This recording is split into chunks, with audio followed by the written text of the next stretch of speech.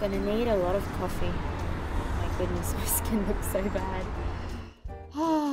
Time to work my magic. Were you up all night working on a uni paper? Or maybe you were out on the town celebrating with rounds. Either way, I'm going to teach you how to nourish your skin and to also fake a good night's sleep. Let's get started. First thing that I like to do is hop in the shower. Not only does this wake you up, but it also makes you feel refreshed and recharged. If you spent your night out clubbing, chances are when you came home you didn't properly remove your makeup. So what I'm going to do is use a cleanser by People for Plants. This is a cleanser and makeup remover, and this is going to help break down the makeup that has been left on our skin, and it also cleanses our skin, preparing it for makeup. What I'm doing here is removing the product and also buffing the surface of my skin using a textured makeup pad. And this is just going to clean and exfoliate our skin, revealing a brighter looking complexion. When my skin feels dehydrated, neglected, and also dull, I always gravitate towards organic certified products. I'm using my Mist Toner by People for Plants, and this does a great job at hydrating, brightening, and also energizing all skin types. I'm also going to add a few drops of my favorite face oil by People for Plants, and this contains omega-3, 6, and 9, so fatty acids that will help our skin look energized, revitalized, and more youthful in appearance. Now we can't forget about our under eye area. Chances are if you haven't had a good night's sleep, you're going to have bags and dark circles. So I'm going to be using a moisturizer, and I'm going to be hydrating this area and using patting motions to reduce that lymphatic fluid and puffiness under my eyes. To lock everything in place and to also keep our skin hydrated throughout the day, I'm going to be using my sensitive moisturizer, and I'm going to be applying 2 pumps and rubbing this generously all over my face and also my neck. When I've had a big weekend, my skin is dry, it's blotchy, and I even have a few friends growing on my face.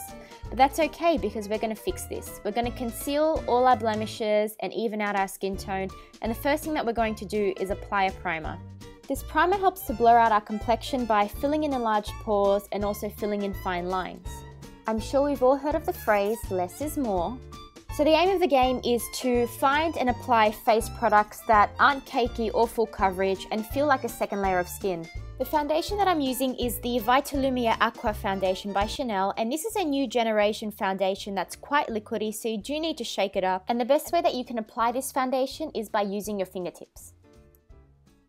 And yes, I know what you're thinking, this foundation is too light in coverage and won't do anything for me. So what you can do is anywhere that you need that little bit of extra coverage, you can use another layer of foundation. And whatever this foundation can't conceal, I promise you, concealer will. I'm going to be using my MAC Mineral Concealer to cover up any of my blemishes and discoloration on my skin. Now this is a concealer that's slightly more on the yellow side and a little bit darker than my actual base color, which is fine. I can easily blend it out and can also color correct my blemishes at the same time. I'm also going to apply a teeny tiny amount underneath my eyes and use a synthetic blending brush by Sigma to blend out the cream product into my base. All I'm going to do for my brows is groom them into place and use a wax to keep the hairs in place throughout the day. Now, I don't want to do a harsh brow look because then it's just going to be too much. We want to keep everything light and fresh, which is why I'm actually not going to be filling in my brows. For the eyes, we've all heard that putting a white pencil in the waterline will help the eyes look awake and refreshed, but what I'm going to do is actually tightline with the white pencil as well, so this is just going to make our eyes look a lot brighter. I'm then going to highlight the inner corners and also my brow bone with this white pencil, and then I'm just going to blend it out using the warmth of my fingertip. Now less is definitely more when using a corrector, so I'm going to be using a small amount on my middle finger, and I'm just going to apply this right in the inner corners of my eyes to counteract that blue purplish tone that I have in this area. And now we're finally onto our eyeshadows, and as you can see, all the eyeshadows in this small palette are all shimmery because this is going to help make our eyes look more awake and refreshed. I'm going to wash a shimmery champagne color all over my lids using a flat shader brush, and I'm also going to apply a little bit on the inner corners of my eyes just to open up and brighten the look of my eyes. If your eyes are prone to redness, then I'd actually avoid placing any pink, orange or coppery shades around the lid area simply because it makes the eyes look irritated. I'd advise that you apply some eye drops and stick to cooler shades of eyeshadow using cool browns and purples around the eyelid area. Take the brown eyeshadow and use this to ever so gently line the outer corners of your eyes. We're also going to create a slight wing using this eyeshadow, but it's going to be very subtle and very faint. I am using a brown eyeshadow, but feel free to use a navy blue, a dark green, or even a black eyeliner to complete this look. This step is obviously optional, but what I like to do is soften the look of my eyeshadow further, but you can obviously leave it there or even opt for a liquid strong liner look.